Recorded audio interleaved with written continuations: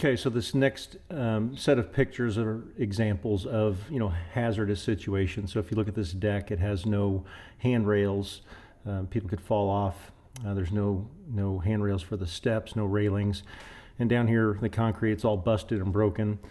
The deck down here, the boards are loose, and obviously these steps are deteriorating wood. So anything that's a trip hazard, safety hazard, you just want to call that out. Okay, so the next piece we're going to talk about is fences and retaining walls. They just need to be in good working order, not falling down, not all cracked up or broken.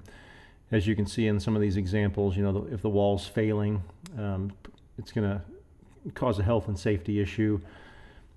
You see these boards here, looks like railroad ties are all deteriorating. Basically, most lenders, and especially FHA, they just want to make sure the property is safe and secure and things are not failing. So in this scenario, you'd want to call this out as far as repairing retaining walls. And then fencing, as you can see, like this tree fell on this fence. You don't have to have a fence, but it really just can't be all beat up. You can remove it or you can fix it. This wooden fence here, you see all the holes in it. So in order for that to pass, you would have to put new boards in there. So just kind of call out things that are obvious if they're not working properly or not functioning properly. Like I said earlier, you don't need a fence, but if you've got one there, it needs to be in working order. Okay, the next section we want to talk about is outdoor lighting. Just same as all the other things, it needs to function and it needs to be safe. So you can't have exposed wires, broken, leaning, hanging. If you look at this example, this post is all bent. This over here, the wires are showing. Wires are showing here. You got broken light. So, you could cap it off. You technically don't need a light, or you can, put an inexpensive light there just so that it works. You should be in good shape.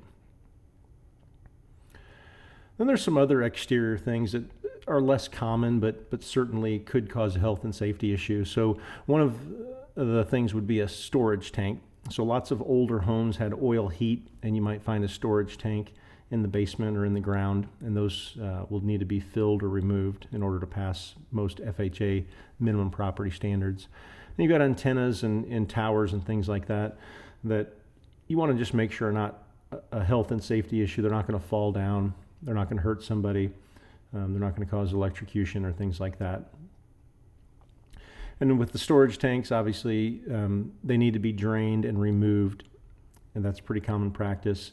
Sometimes when they're in the ground, they need to be drained and just filled in. So it really comes down to, what the situation is and how to remediate the problem and get it taken care of so it's not a health and safety issue.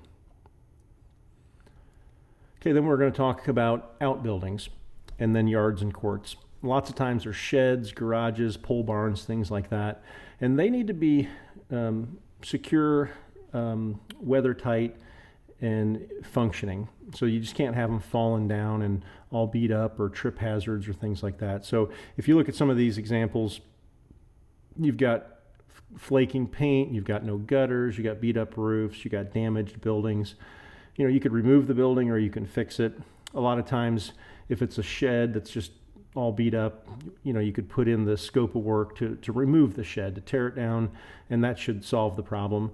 But if it's a good building that just needs scraped and painted and touched up, then you can add that to the scope of work as a minimum property standard that needs to be taken care of.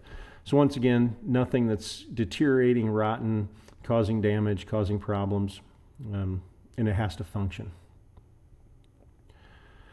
And then there's another issue that you could run into, which would be, flood regions and floodplains and flood zones. A lot of cities and municipalities, you're going to have a hard time pulling a permit in a flood area. So before you do a renovation loan or a makeover mortgage, you would definitely want to see if the home is in a flood zone.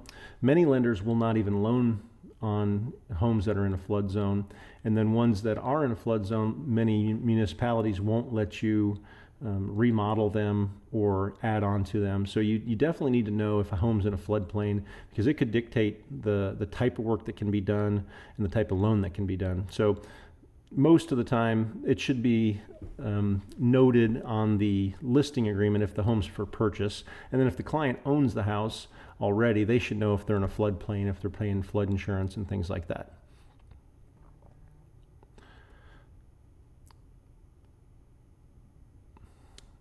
Okay, so to wrap up this section of the course, basically, what do you need to remember? Just remember you're looking for health and safety issues, plus things that are going to cause damage or devalue the property. If you follow your checklist that we provide, it'll methodically walk you through, check all of these things on the checklist and evaluate them. And if there's a health and safety issue or something that's causing damage, you want to document it and make sure it's on the renovation bid so that it passes the minimum property standards.